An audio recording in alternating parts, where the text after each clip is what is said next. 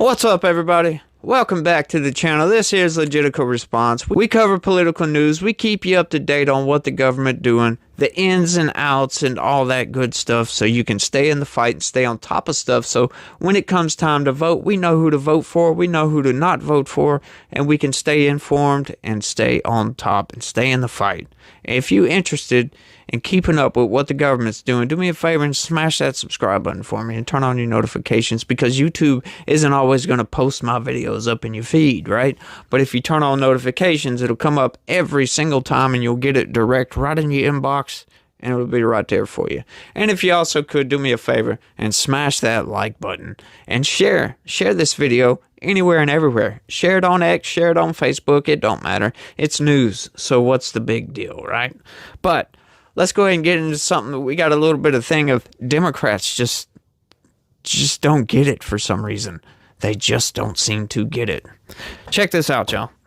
Republicans work to recruit female and minority candidates even as they criticize diversity programs. Yes. Yeah, we don't need diversity programs. I never understood the DEI stuff. I talked about this yesterday. The DEI stuff, when you start digging into it and getting real deep into it, it's just racism. It omits white people from everything, right? They want to, you don't have enough black people. Well, that's discriminatory. It might be discriminatory in the other direction than what you might think, but it's still discriminatory. You're going to pass up several candidates that could be a really, really good fit to go with somebody else because they're black. That's racist, right? That is wrong. Like equity, nobody likes equity. We can never have equity. Equity is the most insane part of that whole equation. It's the equity thing. Diversity and inclusion, sure, you can include everybody, right? You don't have to omit anybody. It's the equity part that gets you. The equity part is the racist part. That's the part that omits white people or Asian people or whatever. We don't have enough LGBTQ people. What? What do you mean? Maybe you haven't had enough applicants that are LGBTQ. So you're going to pass up several good candidates because you want somebody who's gay or lesbian or trans? What? That makes no sense logically. Republicans tend to think logically, so they're going to take the best candidate. Meritocracy. You get out what you put into it. That's how Republicans think, because it's logical. It's rational. Right? If we just so happen to end up with a butt ton of white people, I'm sorry, that's how the chips fall. It's not because we're racist. It's because that's just how it happens. That was how the chips fell. But these people are insane, and they just don't seem to get it. Check this out. House Republicans are critical of diversity and inclusion programs within the federal government and elsewhere, but they see recruiting women and minority candidates along with veterans as key to expanding their slim majority in November. No, they don't look at it as key to their slim majority, right? They just see that, hey, this person is a good fit for this job, right? This person is a good fit. Hey, let's get these people in there. They could care less about their ethnic background, about their sexual orientation. None of that matters. What matters is how good of a fit are they for the position. And these, we're talking about politics, or we're talking about congressional seats and all this other stuff, right? So, hey, if they just so happen to be diverse and minorities, then that's just so happens to be what it is. It's not because we're picking and choosing these people because we want LGBTQ here, or we want a black person for this, or we want a white person for that. No, it has nothing to do with that. These people, the Democrats, are the racists. They view everything through the lens of race, and they will not shut up about it. And they'll call you the racist if you don't agree with them. What? No, get on out of here. We weren't even talking about race before you came and butted into the conversation. We were just getting along just fine. Race relations were much better back in the early 2000s than they are now, because these people keep on pushing this diversity, equity, and inclusion BS. Right? If we have a diverse population, let things progress naturally. You don't force equity on people. I'm sorry. Stuff is not going to work out equitable for everybody. That's just not how life works. All right, let's get it though. Rep. Richard Hudson, the chairman of the National Republican Congressional Committee, recently listed for reporters a slew of candidates that he described as fitting the formula for the GOP expanding their ranks in November. There was Prasanth Reddy, a cancer doctor who immigrated to the U.S. from India and joined the military after September 11, 2001 terrorist attacks. He's running for a congressional seat in northeast Kansas. There was also Allison Espinoza, a gay former police detective running for a seat in New York. Why does that matter? Why does it matter that they're gay or that they're an immigrant? It doesn't matter whatsoever.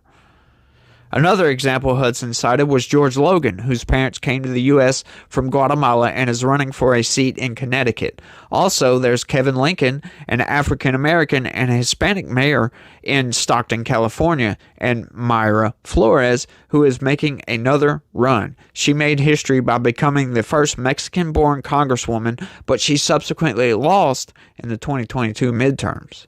These are not run-of-the-mill generic Republicans, Hudson said. Republicans are hoping the gains they made in the 2022 midterm elections will continue with their latest slate of candidates. House Democrats have a sizable advantage when it comes to minority voters and don't intend to cede any ground, announcing a $35 million investment last month focusing on reaching out to voters of color through polling, organizing, and ads. The contest to appeal to female and minority voters will certainly be one of the factors determining which party controls the House next year. Why do you have to make it about race? Why not just target voters? Target all voters. You don't target certain specific ethnicities.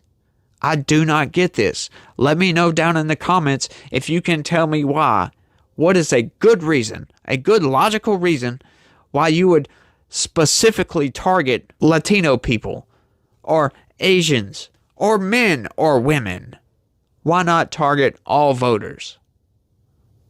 Doesn't make any sense to me. I know that's how they do it, but I don't get why these people try to force, let's target black people in the hood, or let's target white people in the hood. Let's target gay women. What? Why? Why not just target everybody? You make a bunch of different ads for, whatever, and just target all voters, because we're all humans. We're all Americans. That's something I don't get. Why? I just want to know why. I'm sorry. Hudson noted that the last presidential election, prognosticators were predicting that Republicans would lose seats, which we didn't. We beat 15 Democrats, and every one of those we beat with a woman, a minority candidate, or a veteran, Hudson said.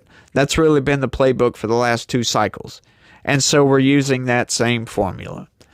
When asked what she makes of the House Republicans' focus on recruiting females and minorities, the chair of the campaign arm for House Democrats was skeptical. I think they say a lot of things, but I think their actions really are what folks should look at, said Rep. Susan Delbean, the chair of the campaign arm for House Democrats, and their actions have been the opposite. They mock diversity, equity, and they put forward policies that go against diverse communities across the countries. What policies? Name some policies. Exactly what policies do they target, or do they put in place to target certain ethnic groups? I would love to know. Let me know down in the comment section if you know one.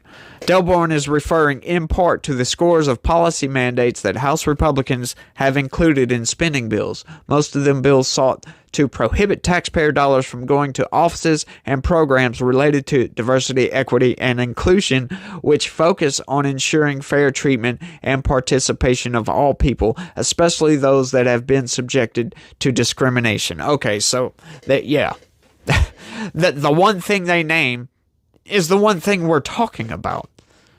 What other policies besides DEI have they put into place that target and discriminate against minorities? The DEI stuff is garbage, racist crap. We have a diverse country. Our population is very diverse. Therefore, that's going to translate directly to everything. If we just so happen to have a majority of white people, you're just so going to happen to have a majority of white people everywhere. Don't get it, y'all. It's not just House Republicans seeking to end such programs, because the programs are stupid. Republican lawmakers in at least 17 states have proposed some 36 bills to restrict or require public disclosure of DEI initiatives, according to an Associated Press analysis using the bill tracking software Plural. We covered that yesterday. Hudson sidestepped on whether the focus on attracting female and minority candidates as House Republican candidates clash with efforts to clamp down on diversity and inclusion programs within the federal government and elsewhere. He described it as apples and oranges and saying, "I just haven't given a lot of thought to that." That's right. We don't think in terms of color, skin color, and ethnicity, and background, and gender. For God's sakes, we just look at people. Who is a good candidate? Right? Just so happens you have a gay female with a Latino background happens to be a really good candidate, then that just so happens to be the case. We're not picking and choosing these people. We pick the best people, and that's it. Case closed. Bye-bye. We don't really look at race all that much. I mean, sure, sometimes for certain things, of course, but generally speaking, that's something I want to get off my chest. Like, I don't understand why earlier they want to focus on, oh, this is a gay female from here, or this is an immigrant from this place. What does that matter? What does it matter that they're immigrant? There's tons of immigrants in this country. This country was founded on immigration, on colonization, if you want to call it that, whatever. It's all the same crap. These people rail and gnash their teeth about, oh, colonizers, white European colonizers. Yet they want these people to pour across our southern border. They're doing the exact same thing. It makes no logical sense, and that's what I'm here to do, is point that out. The rest of this story is just harping on stuff we harped on yesterday. But I want y'all to let me know down in the comment section if I'm wrong here, right? Am I wrong to think that we should eliminate race and gender and all this, that we don't need to look at that to fill positions in the workplace, or, congressional seats or anything like that? Do we need to focus on this kind of crap? Like I said, we're a diverse country. We look at whoever is the best for that position. If they just so happen to be whatever they just so happen to be, then it is what it is. But let me know down in the comment section, and that's all I got for this one, y'all. I want to thank everybody for watching, and y'all try to have a good day and be positive. Peace.